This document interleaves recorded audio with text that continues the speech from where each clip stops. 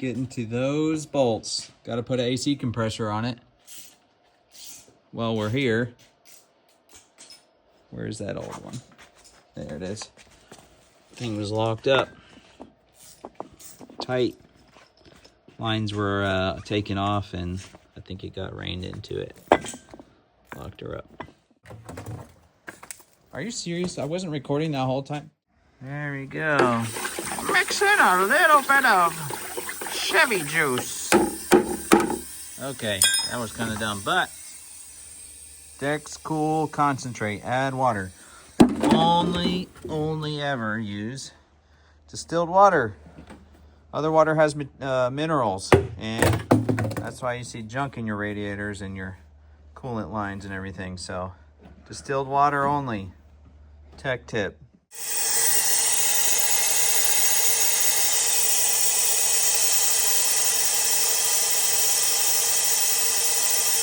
That's getting good. So that line, that coolant line is flat, vacuum. So we'll be turning this off to check for any air leaks into the coolant system.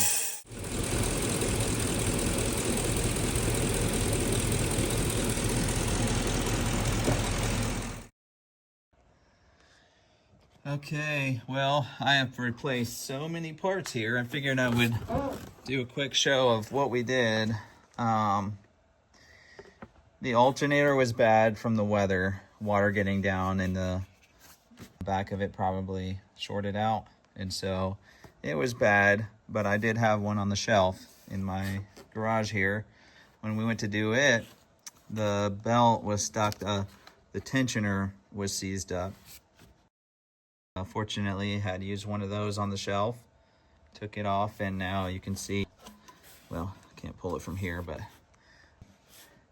there was a little rub through on the wiring here where this was, tape had come loose and it rubbed against that little post. So I soldered in a new little piece of wire there, put in this tank, but it has a crack. So I'm gonna replace it along with 1, 2, 3, 4, 5 different hoses.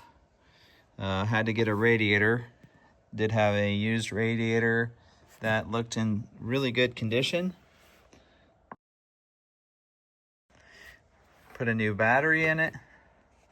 Put a oil change.